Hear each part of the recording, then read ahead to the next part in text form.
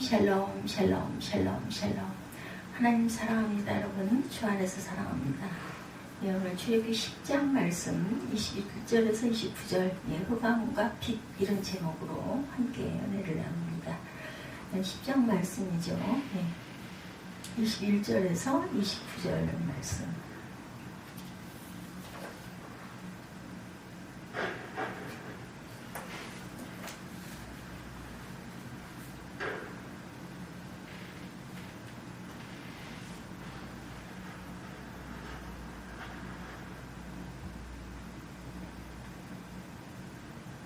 장 21절.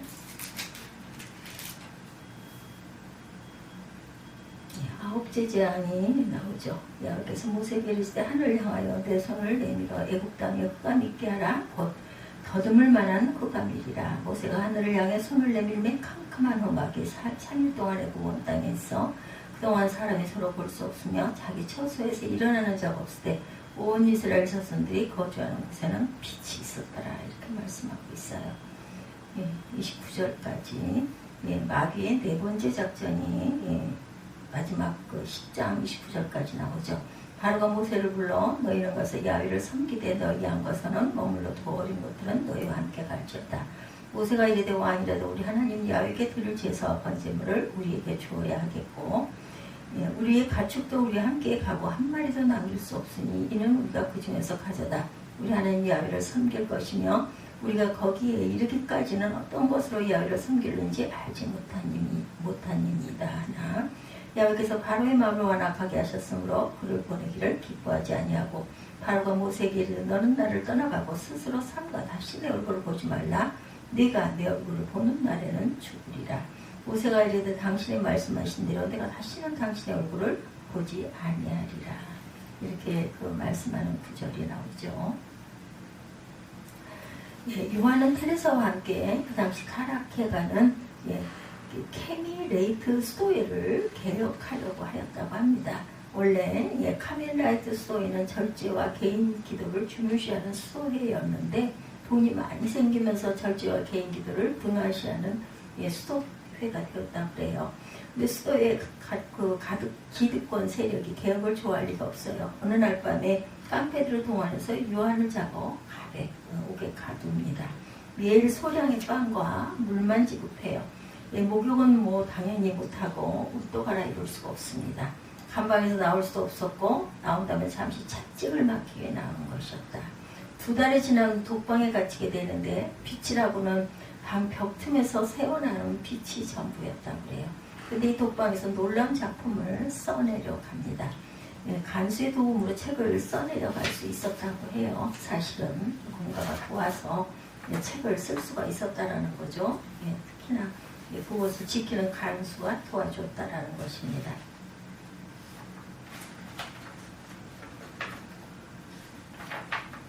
9개월을 감옥에 머무르고 있었고 여기서 유명한 The Dark Night of the Soul이라는 책을 완성합니다. 그는 이 책에서 하나님은 우리가 생각할 수 있는 그 무엇이 아니고 오직 만날 수 있는 그분임을 밝혔다고 합니다. 어두운 독방에서 무엇인 하나님이 아니라 그분이신 하나님을 만났다. 곧 하나님을 만나려면 어둠이 얼마나 소중한지를 그의 삶에서 밝히고 있습니다.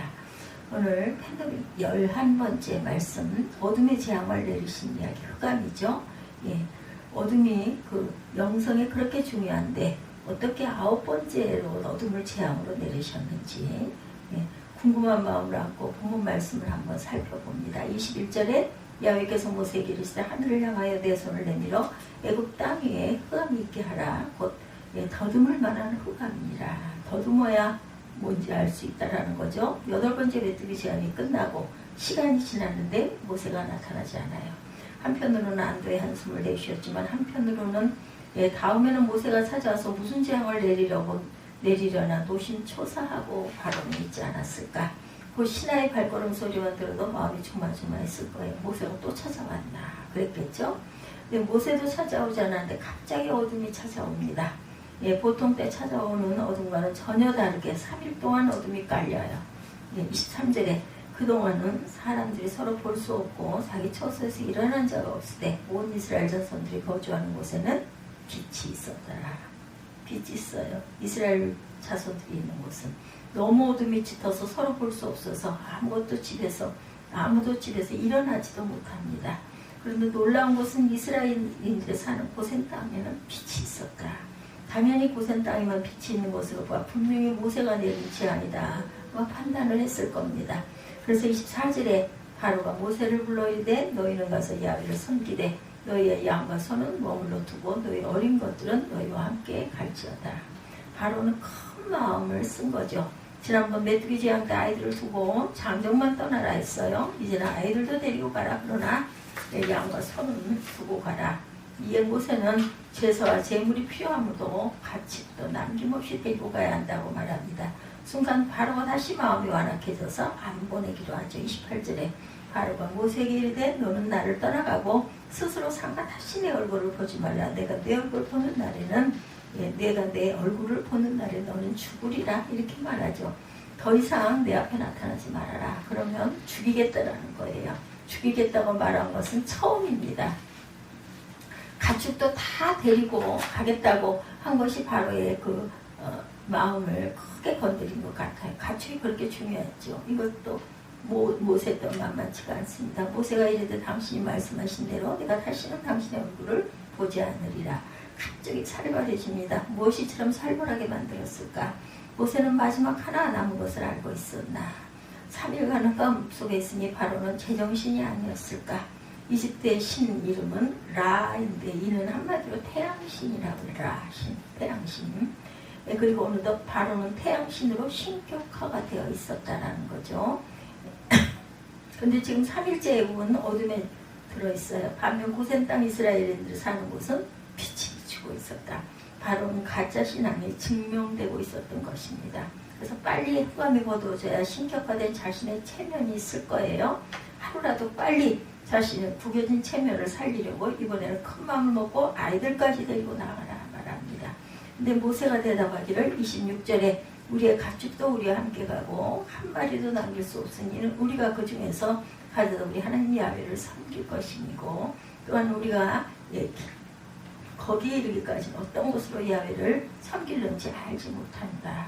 이 말이 바로 바로의 급소를 찌릅니다.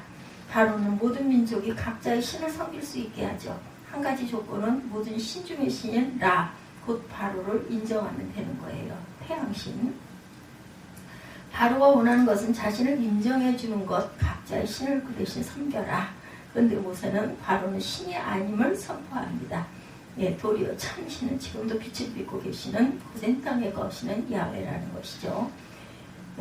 참 하나님이신 야훼에게 제사를 드리기 위해서 가축을 반드시 데리고 가야겠다는 것. 그러니 바로는 얼마나 화가 났겠는가. 더 이상 회복할 수 없는 단계에 이르렀어요. 바로는 자존심이란 자존심은 다 상한 거예요. 그래서 모세는 바로를 조롱까지 하고 있습니다. 이로써 알 수 있는 것, 애굽에 내신 흑암은 처음에 소개해드린 존 오브 더 크로우스가 체험한 암흑이 아니에요. 그 암흑은 영성에 크게 도움을 주는 암흑이었습니다. 그러나 9번째 재앙의 암흑은 바로 태양신이 아님을 밝히는 암흑이었다. 한편 암흑은 암흑입니다. 분명히 암흑도 영성에 도움을 주죠. 만일 고센 땅에만 빛이 있음을 신기하는 사람을 갖게 된다면 그리고 그 빛을 사모하게 된다면 그렇습니다. 그렇다면 9번째 재앙은 두 가지 의미가 있어요. 한 가지는 바로가 태양신이 아님을 알려주고 아울러 고센 땅의 빛을 사모하는 마음을 일깨운다라는 것.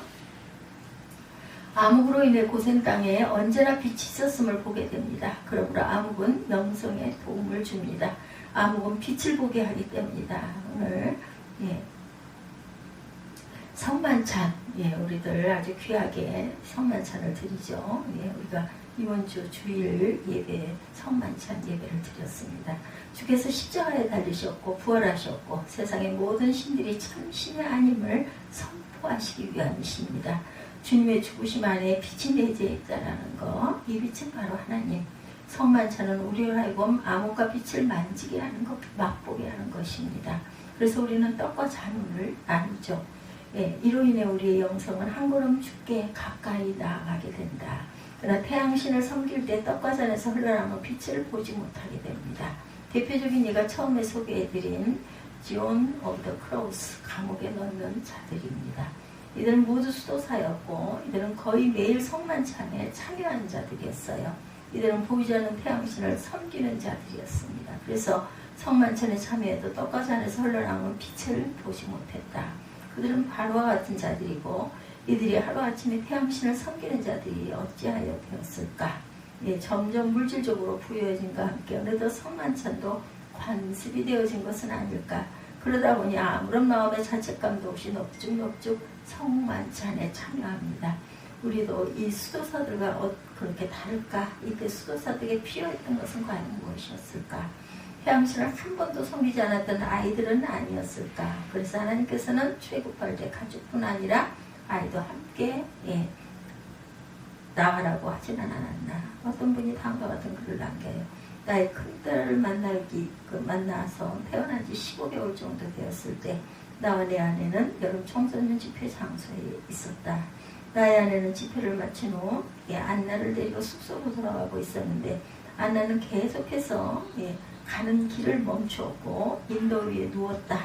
아내는 안나를 일으켜 걸어가게 했지만 얼마 가지 않아 다시 시멘트 인도 위에 누웠다. 그래서 아내는 짜증이 좀 나기 시작해서 그 자리에 서서 딸을 바라보았다. 그리고 그녀는 무슨 일인지 안나와 함께 길에 누워 위를 쳐다본다. 그때 내 아내는 그녀가 평생 볼 수 없었던 여름 하늘에 펼쳐지는 별들의 아름다운 광경을 보게 되었다.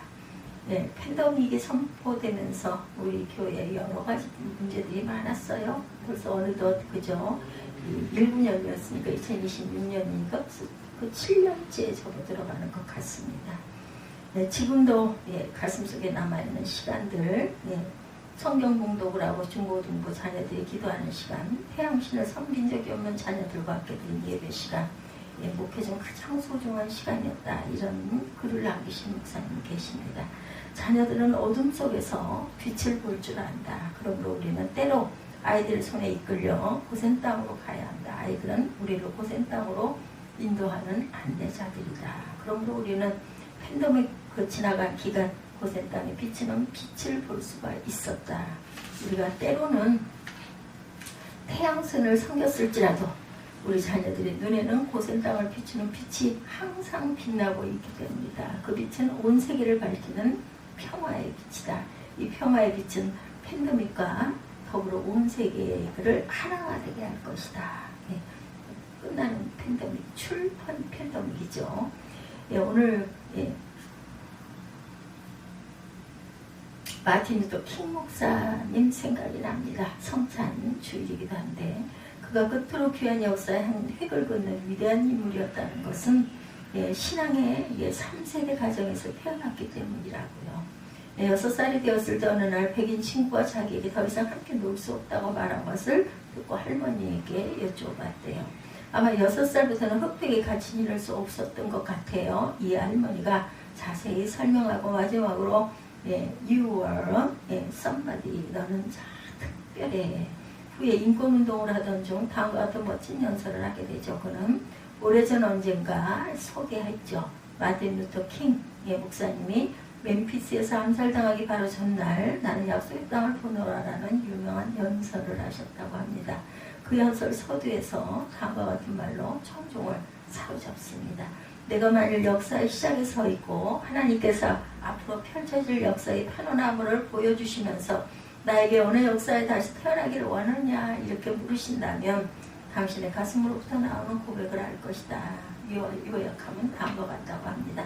나의 생각은 애국에서 시작하여 홍해의 사건을 지나서 광야의 사건, 아니 그것을 넘어 가나안 약속의 땅으로 펼쳐질 것이다. 그 역사가 놀랍고 귀해도 나의 생각은 거기에 멈추지 않을 것입니다. 그리스의 찬란한 역사 속으로 잠입하면서 플라톤과 아리스토텔레스를 만날 것이고 그러나 나는 거기에 멈추지 않겠다. 화려한 로마를 지나 르네상스와 종교계의 위대한 역사를 맛볼 것이다.